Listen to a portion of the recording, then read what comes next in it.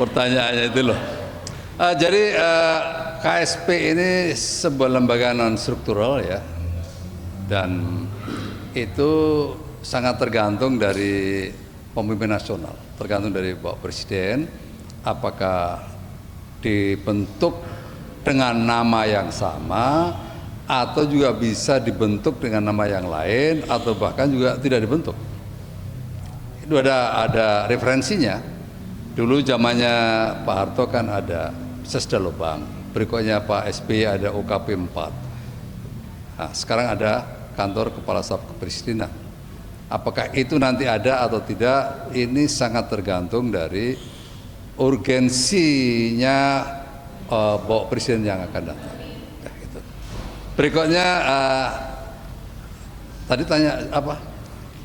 Pak Muldoko kemana? Pak Muldoko, saya sudah menyiapkan diri untuk menekuni kembali ya apa yang sudah saya rintis dulu. Kan ada MAB ya, Mobil Anak Bangsa, dan saya sudah justru melangkah lagi, lebih maju lagi bagaimana membuat baterai nanti Indonesia. Nanti saya akan membuat baterai Indonesia, baterai listrik atau baterai EV Indonesia, yang namanya nanti ada, saya siapkan LB ya, Electric Baterai Indonesia. Nah, saya kejar itu karena saya berkeyakinan mulai dari 2012 saya berkeyakinan bahwa masa depan adalah baterai listrik dan baterai listrik adalah masa depan. Nah, untuk itu saya kejar teknologi itu, dan alhamdulillah saya sudah menemukan para peneliti dan saya sudah tata semuanya, tinggal proses produksinya. Itu nggak jauh-jauh. Ya, yang lain ada?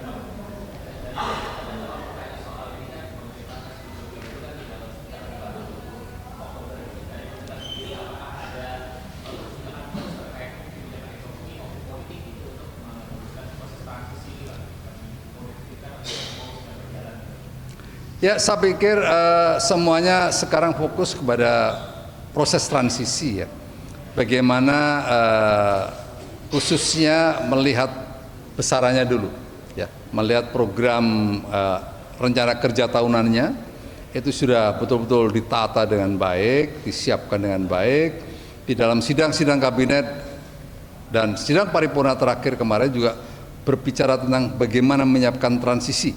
Itu semua pihak harus memberikan dukungan penuh, dan alhamdulillah sepertinya nggak ada sesuatu yang menjadi bottleneck, handicap dan seterusnya. Semuanya telah tersiapkan dengan baik, dan program-program prioritas yang menjadi andalan yang disampaikan pada saat campaign juga sudah semuanya teralokasi. Jadi sesungguhnya pemerintahan yang akan datang tidak ada lagi handicap, ya, tidak ada lagi hambatan. Baik itu hambatan psikologis maupun hambatan program atau hambatan politik juga nggak ada menurut saya sih, ya, semuanya akan berjalan dengan baik. Tidak ada program-program khusus, tidak ada, tapi justru semuanya fokus pada proses transisi.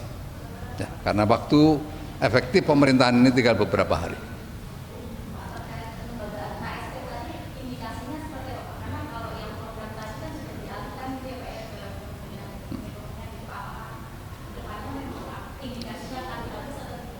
Ya, sebenarnya kalau mereferensi yang dulu ya, dulu Sesda Lubang itu orientasi penugasan kepada yang menjabat saat itu bagaimana menghadapi atau monitor dan evaluasi, lebih fokus kepada sana terhadap proyek-proyek strategis atau proyek prioritas yang menjadi andalan Bapak Presiden. Juga demikian UKP 4 juga fokus kepada bagaimana the bottleneck ya, program-program atau proyek-proyek nasional strategis dan MONEF. Nah, khusus untuk KSP sekarang ini agak luas cakupan kegiatannya. Di situ ada MONEF, ada debottlenecking, di situ ada komunikasi politik dan komunikasi publik, di situ ada mengelola isu-isu strategis, ya, sehingga memang cakupannya lebih luas.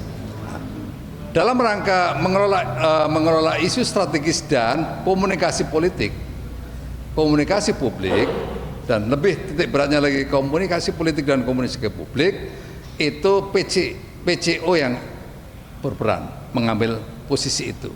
Sehingga nanti kalau seandainya ada unit kerja seperti KSP ini, pastinya tugas-tugasnya akan dibatasi. Mungkin tidak lagi ada komunikasi politik dan komunikasi publik. Mungkin tidak ada lagi karena udah diambil oleh PCO. Berikutnya mungkin apa tugasnya yang titik beratnya di sini? Mestinya menurut saya kayaknya ke MONEF, monitor dan evaluasi terhadap program-program prioritas nasional dan PSN. Yang kedua, memastikan bahwa program itu bisa berjalan dengan baik. Saya pikir mungkin kira-kira di situ. Ya. Untuk komunikasi publiknya mungkin sudah nggak ada lagi. Belum. Secara pribadi belum ada. Ya, khusus yang berkaitan dengan KKSP. Wes, ojo takon niku.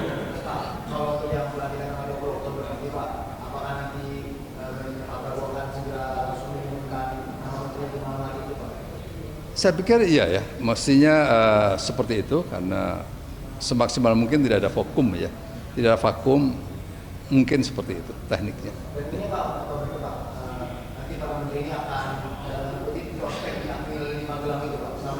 Oh saya nggak tahu ya, saya tidak masuk ke sana, saya tidak masuk ke sana. Ya.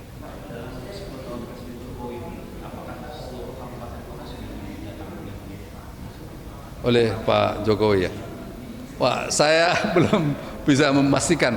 Tapi mungkin ada 1-2 yang belum. Tapi setidaknya Presiden sudah sangat optimum mendatangi berbagai daerah. Bahkan ada tidak sekali 2 kali gitu ya.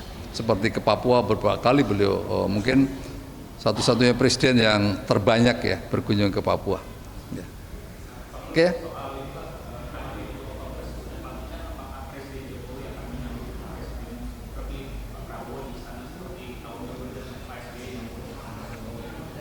Ya, itu menurut saya mungkin Pak Mensesnek ya yang mengatur ya.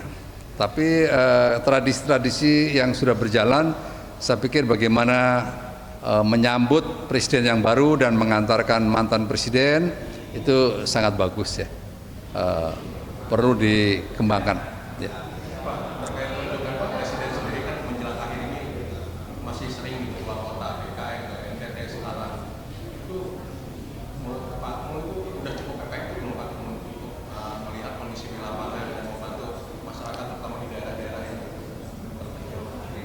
Ya sebenarnya semuanya itu Presiden ingin memastikan bahwa apa yang menjadi target itu berjalan dengan baik. Ya, gitu. Gak ada yang lain. Ya. Oke.